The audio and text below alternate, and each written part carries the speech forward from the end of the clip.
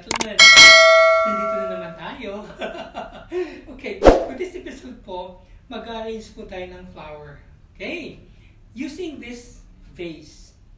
No? So remember that all our flowers are artificial po.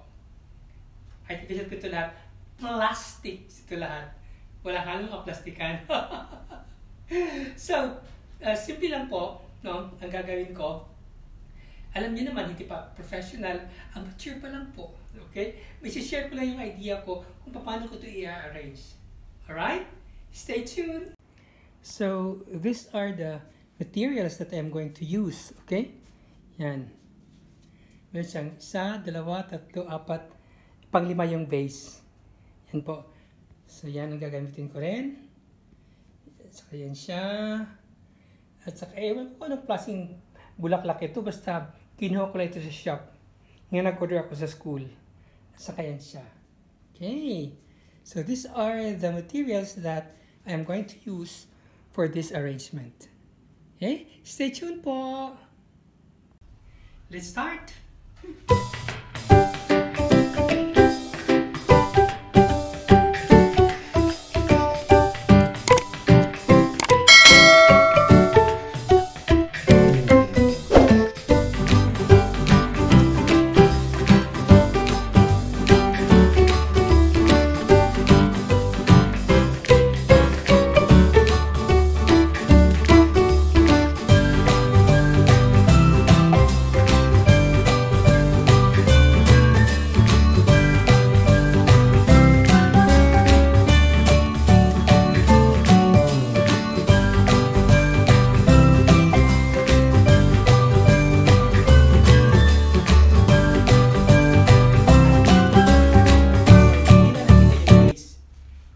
Next natin ilalagay po is ito.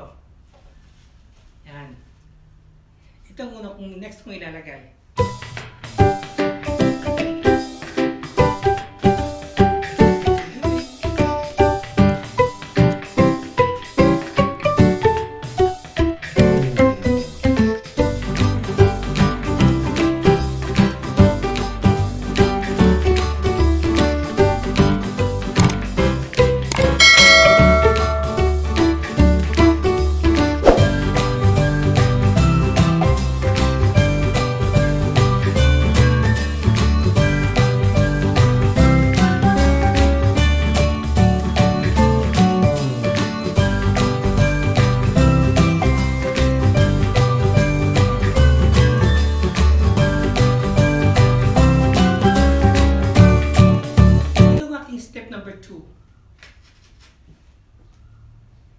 Yan. Okay? Ito yung step number 2 ko. Saka next is yung step number 3. Ang number 3 ko ay itong nilagay ko.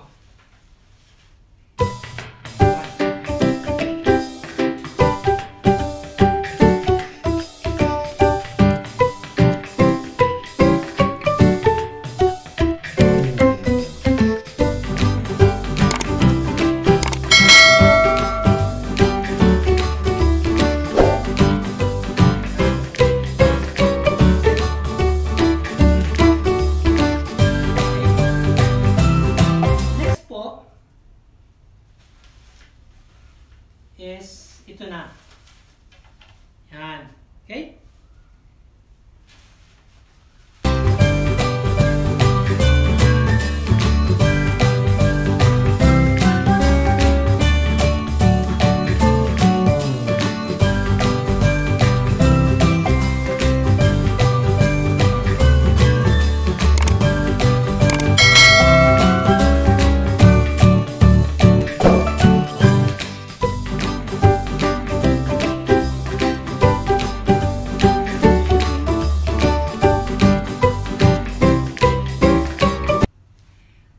Ang pinakahuli kong ilalagay itong dendrobiums na violet. Okay?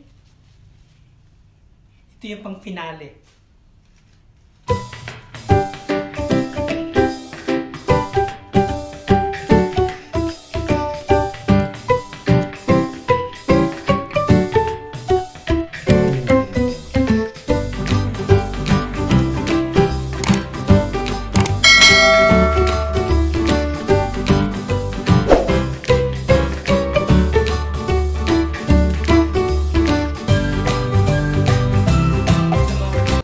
this is now my finished product. Okay, just a simple flower arrangement. Remember, hindi pa po ako professional na flower arranger po. Amateur pa lang, amateur. Okay? So, I'm just hoping na nakakatulong ang kunting kaalaman ko sa inyo sa pag-arrange ng flowers. Please leave a comment at aasahan po ninyo na ang comment po ninyo ay makatulong sa aking pag-unlad sa pag-arrange pa ng mga bulaklak.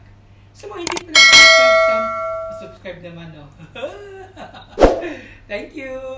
Ingat po!